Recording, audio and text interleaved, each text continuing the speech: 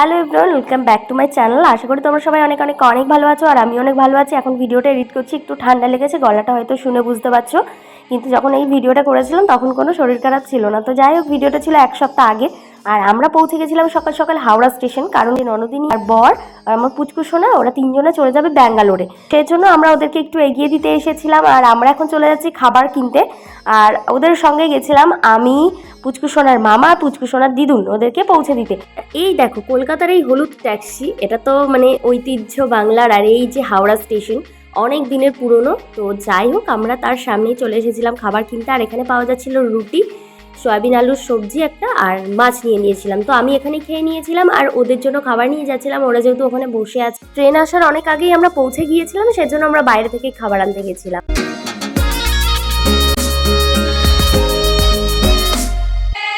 তো এই দেখো আমরা খাবার নিয়ে চলে এসেছি আর ওরা নিচে বসেছিল, কারণ অনেক ব্যাগ ছিল, আবার খেতেও অসুবিধা হতো। দেখো পুচকুসোনা আমরা সবাই মিলে ট্রেনে উঠে গেছি, মানে ওদের ট্রেনের টাইম একদম মানে ঠিক টাইমেই চলে এসেছে। তো ওদের এসির টিকিট বুক করা ছিল। আর এই দেখো পুচকুসোনা একবার এদিক থেকে ওদিক, একবার ওদিক থেকে ওদিক করছে, কারণ এটা ওর প্রথমবার ট্রেনে করে কোথাও যাওয়া। তো তারপরে এখানে ব্যাগ ট্যাগ সব ঠিকঠাক করে রেখে দিচ্ছিল, ট্রলি ব্যাগ, অনেক ব্যাগ ট্যাগ ছিল। এই দেখো পুচকুসোনা তো ভীষণ আনন্দ, ও প্রথমবার ট্রেনে করে কোথাও যাচ্ছে, ওর কোনো মন খারাপ নেই, কারণ ও বুঝতে পারবে কি করে, ও ছোট মানুষ হলেও আমরা যখন চলে আসছিলাম ও কি করছিল, মানে ওর মায়ের কোল থেকে ওর মামার কোলে চলে এসেছে, মানে ও বুঝতে পারছে যে আমরা চলে যাচ্ছি এরকম। তারপরে দেখো এখানে কি দুষ্টুমি করছে পুচকুসোনা, এই জানালা ধারে বসে ও তার মুখই ঘোরাচ্ছে না ক্যামেরার দিকে, আমি ওর মুখ ধরে ঘুরিয়ে দিচ্ছি।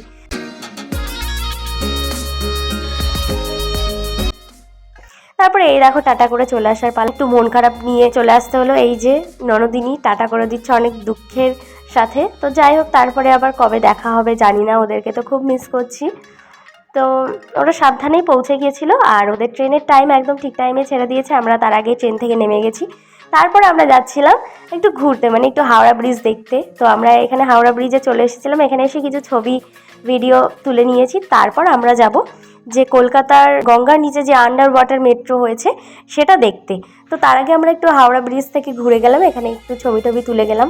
তো ওর মা তো আসেনি কোনোদিন আগে, মানে এখান দিয়ে গাড়ি করে গেছিলো, আমিও গেছি এখান দিয়ে গাড়ি করে, কিন্তু কোনোদিন হেঁটে যাইনি। এখানে একটু ছবি টবি তুলে নিলাম। তারপর আমরা চলে গেছিলাম কলকাতায় আন্ডার ওয়াটার মেট্রো দেখতে। তোমরা কারা কারা দেখে এসেছো সেটা কিন্তু কমেন্ট করে জানিও। আর এই দেখো এখানে ছিল ইলেকট্রিক সিঁড়ি, আর ওর মা তো ওই প্রথমবার উঠেছে, একটু ভয় পাচ্ছিল। তো আমরা তো নিচে চলে এসেছি, বললো যে সিঁড়ি দিয়ে আসবে, কিন্তু একটা দিদি ছিল, সেই দিদিটা আবার ধরে নিয়ে আসলো। তো এইখানে দেখো টিকিট কাটার লাইন, আর এখানে সব লোকেশন দেওয়া আছে যে কোনখান থেকে কোথায় যাবে। আর আমাদের টিকিট কাটা হয়ে গেছে আর আমরা এখন সিঁড়ি থেকে মানে আরও নিচের দিকে যাচ্ছি। আমরা যাওয়ার সঙ্গে সঙ্গে দেখি একটা ট্রেন ছেড়ে দিয়েছে। তো তারপরে আমরা ট্রেনের অপেক্ষায় দাঁড়িয়েছিলাম, চলে এসেছে ট্রেন আর দরজাটা খুলে গেল। আর দেখো ভেতরে কত ভিড়, মানে প্রথম তো একটুখানি ভিড় হচ্ছে।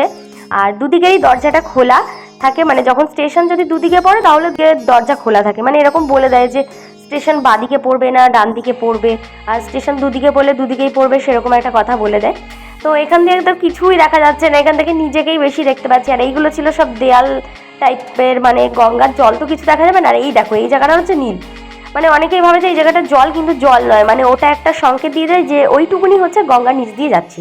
তারপর দেখো ট্রেনের মধ্যে কত ভিড়, আসার সময় এত ভিড় ছিল না। আমরা দুটো স্টেশন গেছিলাম, বেশি দূর যাইনি, যেহেতু শুধু গঙ্গার নিচ দিয়ে যাবো। তো আমরা প্ল্যানেট অব্দি গেছিলাম।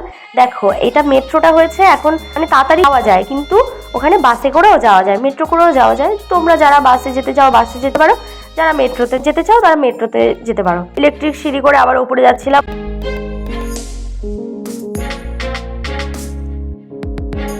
তারপরে এই দেখো ও কিনে এনেছিল পাপড়ি চাট, আর আমার যেটা গরমে খেতে একদম ভাল লাগছিল না। তো তারপরেই আমরা আবার ফেরার পথে রওনা দিলাম, মানে আমরা আবার ট্রেনে উঠে পড়েছিলাম। যাওয়ার সময় ট্রেনটা অত ভিড় ছিল না, একটু ফাঁকা ছিল। তো দুদিকের গেট অনেকক্ষণই খোলা ছিল। তো তোমরা কারা কারা গেছো, কাদের কীরকম এক্সপিরিয়েন্স হয়েছে সেটা কিন্তু অবশ্যই কমেন্ট করে জানাবে। আমার তো ভীষণ ভালো লেগেছে। আর এখানের এই জায়গাটা দেখো, মানে এখানে মহিলারাই শুধু এই জায়গাটায় বসবে, সেই জন্য এই জায়গাটা একটু ফাঁকা ছিল।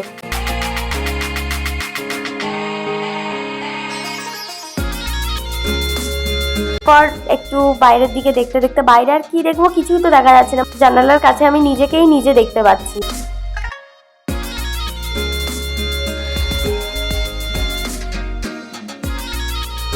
আমি কোনোদিন মেট্রো রেলে চাপিনি, মানে এটাতেই চাপা হয়ে গেল, একেবারে গঙ্গা নিচ দিয়েও যাওয়া হয়ে গেল, আবার মেট্রো রেলেও চাপা হয়ে গেল, মানে কলকাতাতেই আছে, এখনো ঘুরতে পারিনি। আর আমরা যাচ্ছিলাম ইলেকট্রিক সিঁড়িতে করে, আর আমরা দুজনে মিলে এখানে একটু পোজ দিচ্ছিলাম।